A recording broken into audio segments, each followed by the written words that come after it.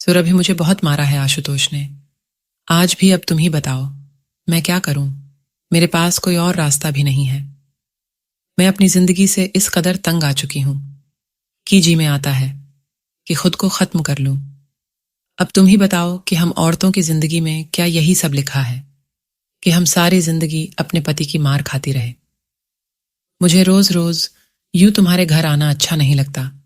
अगर तुम्हारा आसरा न होता तो मैं अब तक खुद को खत्म कर ली होती। मैंने अपनी बहन अर्चना का हाथ पकड़ लिया था और बोली, खबरदार, जो तूने अपने मुंह से ऐसी कोई बात निकाली, भगवान ना करे तुम्हारे साथ ऐसा कुछ हो। मैं रवि से बात करूंगी, वो आशुतोष को समझाएंगे। अर्चना मेरे गले लगकर फूट फूट कर रोने लगी। रोते हुए उसने कहा, मुझे तुम्हारे पति से बहुत शर्म आती है। वो भी क्या सोचते होंगे कि ये हर वक्त हमारे घर आई रहती है। नहीं, अर्चना, रवि ऐसे नहीं है। वो ऐसा कुछ भी नहीं सोचते। अर्चना, तुम अपने पति से तलाक क्यों नहीं ले लेती? जान छुड़ाओ ऐसे इंसान से। उसने तुम्हें दिया ही क्या, सिवाय मारपीट के? क्या पता भगवान ने तुम्हारे लिए कुछ अच्छा सोच रखा हो। अर्चना ने बड़ी अजीब निगाहों से मुझे देखा और कहने लगी, सुरभि, तलाक लेकर मैं जाऊंगी ही कहा। मेरे पास तो कोई ठिकाना भी नहीं है। उसकी बातें सुनते ही मैं खामोश हो गई। आखिर वो ठीक ही तो बोल रही थी। अच्छा ठीक है, उठकर मुंह हाथ धो लो, मैं तुम्हारे लिए खाना लगाती हूं। यही कहकर मैं किचन में खाना निकालने आ गई। मैं खाना निकाल ही रही थी कि अचानक रवि भी घर पर आ गए। रवि के आते ही मैंने देखा अर्चना रो रो कर रवि से अपने पति आशुतोष की शिकायतें कर रही थीं। रवि उसे तसल्लियां दे रहे थे। खाना खाने के बाद रवि बाहर चले गए और अर्चना के पति का भी फोन आ गया था। वह गुस्से में अर्चना से बोल, जल्दी घर आओ, नहीं तो मैं तुम्हारा वो हस्र करूंगा जो तुमने कभी सोचा भी नहीं होगा। अर्चना ने जब ये बात मुझे बताई तो मैं गुस्से से बोली, अर्चना, तुम्हारा पति तुम्हें इसीलिए मारता पीटता है क्योंकि तुम उसके धमकियों में आ जाती हो। एक बार उसके सामने अपनी अकड़ दिखाओ तो वो सुधर जाएगा। अर्चना ने कहा, सुरभि, अगर हमारे माँ बाप जिंदा होते तो मैं जरूर उसे अकदर डेच दिखाती, पर मैं बहुत बेबस हूं। मैं तो हर रोज बस भगवान से यही दुआ करती हूं कि मेरे पति को सद्बुद्धि दे ताकि मेरी जिंदगी किसी तरह गुजर सके। अर्चना की बातें सुनकर मेरा दिल बहुत दुखता था, पर मैं चाहकर भी अपनी बहन की तकलीफें दूर नहीं कर सकती थी। अर्चना के जाने के बाद मैं किचन में आ गई और बर्तन समेटने लगी, मगर मेरी तबीयत कुछ खराब लग रही थी। मुझे लगा कि अपनी बहन अर्चना के बारे में सोचने से मेरे साथ ऐसा हो रहा है। मेरा दिल घबरा रहा था और मुझे चक्कर आने लगा। मैं सारे काम को छोड़कर सोफे पर आकर लेट गई। मुझे पता ही नहीं चला कि कब मेरी आंख लग गई। मेरी आंख तो तब खुली जब रवि मेरे पास बैठकर मुझे बाजुओं से हिलाते हुए कह रहे थे, क्या बात है सुरभि, तुम इस तरह तो कभी नहीं सोती, सब खैरियत तो है? मैं आंखें मसलते हुए उठ बैठी। मैंने घड़ी की तरफ देखा तो दंग रह गई। मैं पिछले 4 घंटों से सो रही थी। मैंने कहा, रवि, मेरा जी घबरा रहा है, इसलिए सोफे पर आकर लेट गई और मुझे पता ही नहीं चला कि कब आंख लग गई। मेरी तबीयत को देखते हुए रवि घबरा गए थे। मैंने रवि से कहा, पर मैं अभी भी कुछ ठीक महसूस नहीं कर रही हूं, मेरा जी घबरा रहा है। रवि ने कहा, ऐसा होना ही था। जब तुम सारा सारा दिन किचन में काम करोगी तो ऐसे ही तबीयत रहेगी। तुम्हारी बहन अर्चना कौन सा वर्षों बाद आती है जो तुम उसकी इतनी खातिरदारी करती हो। हफ्ते में 2 बार तो वो आ ही जाती है। अर्चना के बारे में मैं रवि से कुछ बात करना चाहती थी, मगर इस कदर चक्कर आ रहे थे कि मैं बैठ गई। रवि बोले, चलो मैं तुम्हें डॉक्टर के पास लेकर चलता हूं। मैंने डॉक्टर के पास जाने से मना किया, पर उन्होंने मेरी एक न सुनी और वो जबरदस्ती मुझे डॉक्टर के पास लेकर गए। डॉक्टर ने जब मेरा चेकअप किया तो उसने ऐसी बात बताई कि मैं और रवि खुशी के मारे झूम उठे थे। डॉक्टर ने बताया कि मैं प्रेग्नेंट हूं, मगर साथ ही उसने यह भी कह दिया था कि माँ और बच्चा दोनों बहुत कमजोर है, इन दोनों को बहुत ध्यान देने की जरूरत है। डॉक्टर ने मुझे बेड रेस्ट को बोल दिया था, पर इन 4 सालों में हमें अब खुशखबरी मिली थी, इसलिए हम दोनों बहुत खुश थे। मैं और रवि दोनों अस्पताल से घर वापस आ गए। रवि ने मुझसे कहा, सुरभि, तुम आज के बाद घर के किसी भी काम को हाथ नहीं लगाओगी। मैं घर के काम के लिए किसी काम वाली को रख देता हूं। मैंने रवि को काम वाली रखने से मना किया। रवि ने कहा, अब मैं तुम्हारी एक भी नहीं सुनने वाला, बस तुम चुप रहो। रवि की बातों पर मैं हंस पड़ी और कहा, अच्छा बाबा, आपका दिल जो करे वही करिए। भगवान ने मुझे इतनी बड़ी खुशखबरी दी थी, इसलिए मैं अपने मन की बात किसी अपने से करना चाहती थी। मेरे माँ बाप तो मेरी और अर्चना की शादी के कुछ दिन बाद ही इस दुनिया से चल बसे थे। एक बहन ही थी, इसलिए मैंने जल्दी से अर्चना के पास फोन मिलाया। मैंने अपनी बहन अर्चना को अपने प्रेग्नेंट होने की बात बताई तो वह बहुत खुश हुई। उसने कहा, कल मैं तुमसे मिलने आऊंगी। मैंने कहा, हाँ हाँ, क्यों नहीं। रवि के ऑफिस जाने के बाद अर्चना मेरे घर पर आ गई थी और बहुत खुश थी। कहने लगी, इस मुश्किल वक्त में तुमने इतनी अच्छी खबर सुनाई है कि मैं मचला उठी हूं। मैंने उसे बताया कि डॉक्टर ने मुझे बेड रेस्ट के लिए कहा है, इसलिए रवि चाहते हैं कि वो घर के काम के लिए कोई नौकरानी रख ले। मेरी बात सुनकर अर्चना की आंखों में हसरत भर आई थी। वो मेरी बातों को काटते हुए बोली, अगर तुम्हें बुरा ना लगे तो मैं तुमसे एक बात कहूं। मैंने कहा, हाँ हाँ बोलो, क्या बात है। तुम घर के कामों के लिए किसी और को काम पर रखने की बजाय मुझे ही रख लो। मैं तुम्हारे घर का काम अच्छे से कर लूंगी और तुम्हारा ख्याल भी रख लूंगी। जो तनख्वाह तुम उसे दोगी, बदले में वो मुझे ही दे देना। उससे मेरे घर का खर्च भी चल जाएगा। मैं उसकी बात सुनकर दहल गई थी। मैंने कहा, भगवान ना करे अर्चना कि तुम मेरे घर नौकरानी का काम करो। तुम वैसे ही मेरे घर मेरा ख्याल करने आ जाना। हम दोनों बहनों में थोड़ी बहुत बातें हुई और फिर अर्चना थोड़ी देर बाद अपने घर चली गई। शाम को जब रवि ऑफिस से घर आए तो उनके साथ एक नौकरानी थी। उन्होंने मुझसे कहा कि आज से घर के सारे काम मालती बाई करेगी। वो अधेड़ उम्र की औरत मुझे सही लगी। मैंने रवि की बातों पर सहमति में सर हिला दिया था, मगर रात को जब सोने के लिए लेटी तो मेरी और अर्चना के बीच जो बातें हुई थीं वो बताने लगी। मैंने रवि से पूछा, रवि, अगर अर्चना मेरे घर मेरा ख्याल करने आना चाहे तो क्या आप इजाजत दे देंगे? रवि ने मुझे घूरते हुए कहा, हरगिज नहीं। तुम्हारी आंखों पर तो तुम्हारे बहन की मोहब्बत की पट्टी बनी है, पर मैं पुरानी बातें नहीं भूल सकता। कभी बीते दिन की बातें भी याद कर लिया करो तो तुम्हें सब कुछ समझ में आ जाएगा। रवि के मुंह से यह सब सुनकर मेरी आंखों में आंसू आ गए थे। मैं सोच रही थी कि मुझे क्या जरूरत थी अपनी बहन की सारी बातें बताने की। काश मैंने अपनी बहन की बातों को नहीं बताया होता तो मुझे यह सब नहीं सुनना पड़ता। मेरी नौकरानी दिन रात घर के सारे काम करती और मैं आराम करती रहती। मुझे बहुत खाली वक्त मिलता। इन खाली टाइम में मैं अपनी बहन को बुला लिया करती। हम दोनों बहनें ढेर सारी बातें करते। धीरे धीरे करके वक्त गुजर रहा था। एक दिन रवि मेरे पास आए और मुझसे कहने लगे, सुरभि, एक बहुत बड़ी परेशानी आ गई है। मैंने घबराकर पूछा, क्या बात है? कौन सी परेशानी? उन्होंने कहा कि ऑफिस के काम के सिलसिले में मुझे 2 दिनों के लिए शहर से बाहर जाना पड़ेगा, इसलिए मैं बहुत परेशान हूं। मैं तुम्हें ऐसी हालत में अकेला छोड़कर नहीं जाना चाहता। मुझे कुछ समझ में नहीं आ रहा है कि मैं करूं तो क्या करूं। मैंने रवि का हाथ पकड़ते हुए कहा, क्या हो गया है आपको? आप बेफिक्र होकर जाइए। सिर्फ 2 ही दिनों की तो बात है और आपने तो घर के कामों के लिए नौकरानी भी रख दिया है। मैं उसे अपने कमरे में सुला लिया करूंगी। रवि बेबसी से मुझे देखते रह गए थे। फिर बोले, अगर मेरी मजबूरी नहीं होती तो मैं कभी भी तुम्हें इस हालत में छोड़कर नहीं जाता। मैंने रवि को दिलासा दिया तो वो मेरी बात मान गए और अपने सफर के लिए निकल गए।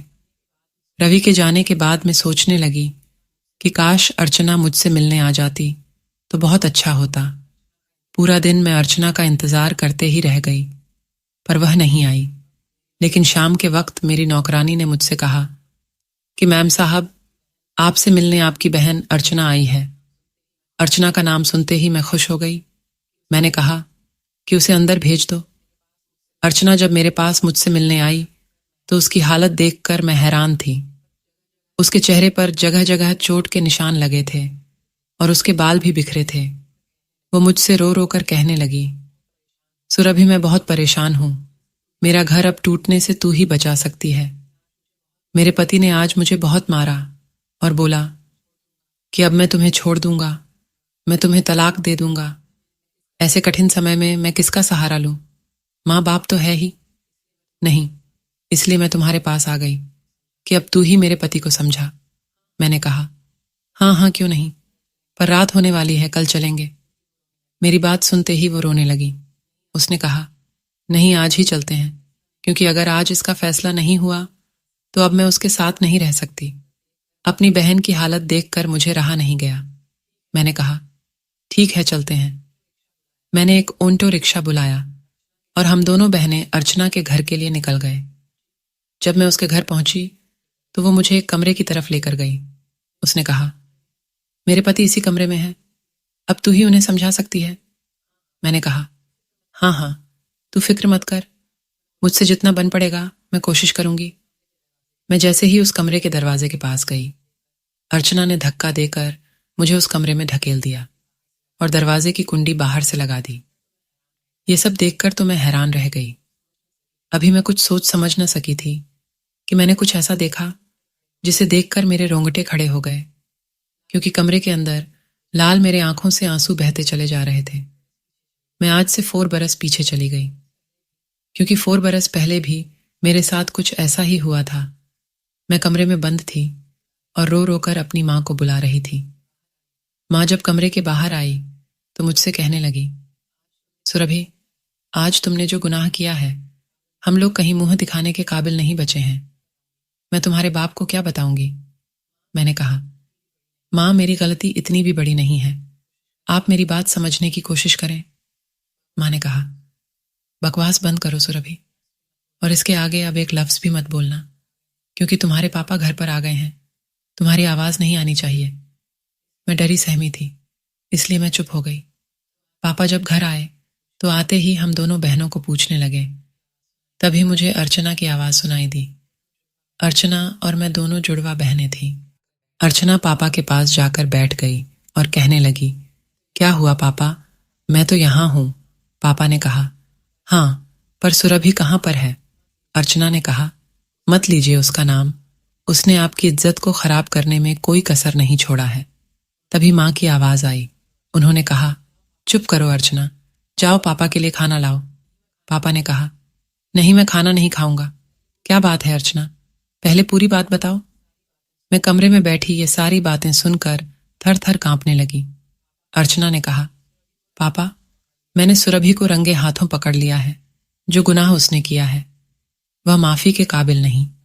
यह सब देखकर मुझे बर्दाश्त नहीं हुआ, इसलिए मैंने उसे कमरे में बंद कर दिया। पापा एक बात कहूं, सुरभि जैसी औलाद को तुम मर ही जाना चाहिए, नहीं तो आगे चलकर वह आपकी इज्जत को खराब करने में कोई कसर नहीं छोड़ेगी। थोड़ी देर खामोशी रही, फिर अचानक मेरे कमरे का दरवाजा खुला। सामने पापा खड़े थे। उन्हें देखकर मैं थर थर कांप रही थी। उन्होंने मेरा हाथ पकड़ते हुए मुझे उठाया। ऐसा लग रहा था कि आज तो पापा मुझे जिंदा नहीं छोड़ेंगे। मेरी हालत देखकर पापा मेरे लिए गिलास का पानी लाए और मुझसे कहने लगे, सुरभि पहले यह पानी पियो। मैंने कांपते हाथों से पानी का ग्लास पकड़ा और पानी पीने लगी। पानी पीने के बाद पापा ने मुझसे कहा, अब बताओ क्या बात है, घर में किस किस्म का तमाशा लगा हुआ है? उनके बातों पर मैं फूट फूट कर रोने लगी और रोते हुए बोली, पापा मैं वाकई में आपकी कसूरवार हूं। मैंने बहुत बड़ा गुनाह कर दिया है। मैं आपकी अच्छी बेटी नहीं हूं। पापा ने मेरे सर पर हाथ रखा और बोला, पहले अपना कसूर बताओ। मैंने कहा, पापा आपने मुझे और अर्चना को जो मोबाइल लाकर दिया था, उस पर मैंने फेसबुक की एक आईडी बनाई। फेसबुक पर मेरी मुलाकात रवि नाम के एक लड़के से हुई। मैं उससे बातें करने लगी थी। बातों ही बातों में हम दोनों एक दूसरे को पसंद करने लगे थे। फिर उसने अपना मोबाइल नंबर मुझे दे दिया। अब रात होते ही हम दोनों फोन पर बातें करते, पर इस बात की खबर किसी को नहीं थी। पर आज जब मैं उससे बात कर रही थी तो बातों में इतनी मग्न हो गई थी कि मैंने यह नहीं देखा कि कमरे में कौन आया है, क्योंकि बात ही कुछ ऐसी थी। उसने मुझे बताया कि उसे एक बहुत अच्छी नौकरी मिल गई है और अब वह हमारी शादी की बात अपने घर में कर सकता है। हम दोनों यही सब बातें कर रहे थे, तभी अचानक अर्चना आ गई और हमारी बातें सुन ली और उसने फ़ोन मेरे हाथों से झपट लिया और मुझे इस कमरे में बंद कर दी। पापा ने कहा, सुरभि, वैसे तो किसी भी गैर आदमी से इस तरह रात के वक्त बात करना गुनाह है। यह बात तो तुम्हें अच्छी तरीके से पता होगा। मैंने सहमति में अपना सिर हिला दिया था। फिर तुमने ऐसा क्यों किया? मैंने कहा। पापा, मैं बहक गई थी। पापा ने कहा, अच्छा ठीक है, मेरी बात उस लड़के से करवाओ। मैंने कहा, पर फोन तो अर्चना के पास है।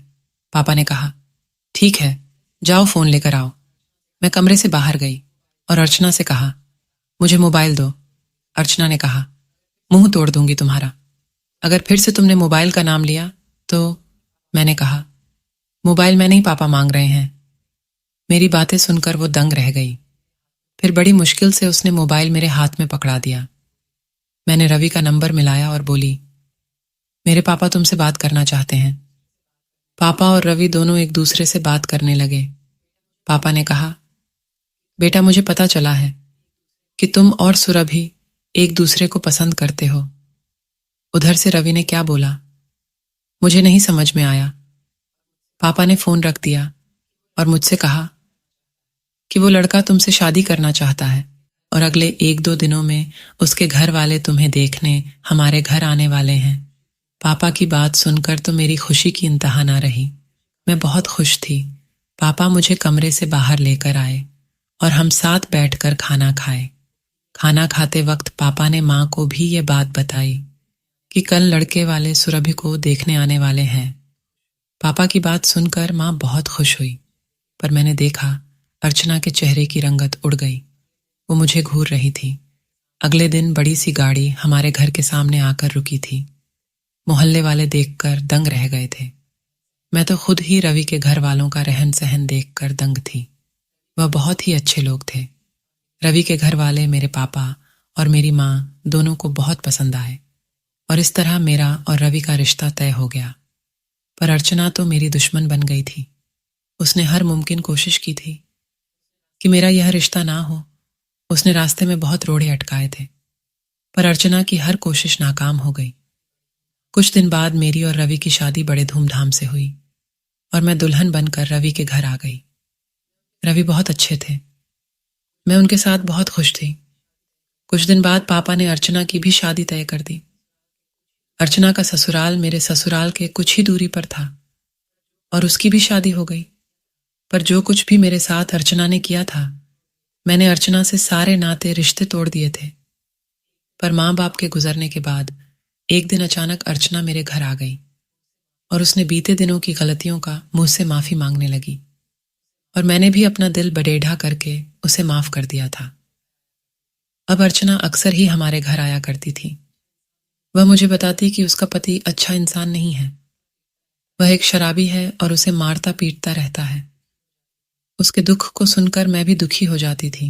रवि को जब भी यह बात पता चलती कि अर्चना घर पर आई है तो वो बहुत गुस्सा करते, क्योंकि वह अर्चना की हरकतों से वाकिफ थे।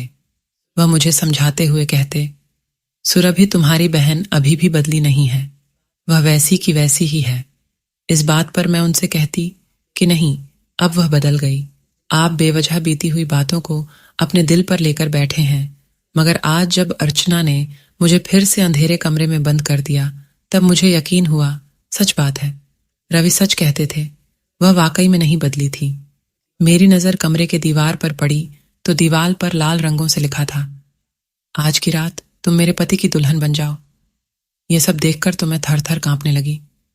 तभी अचानक मेरे कमरे का दरवाजा खुला और मेरे सामने मेरा बहनोई खड़ा था। उसे देखते ही मैं घबरा गई।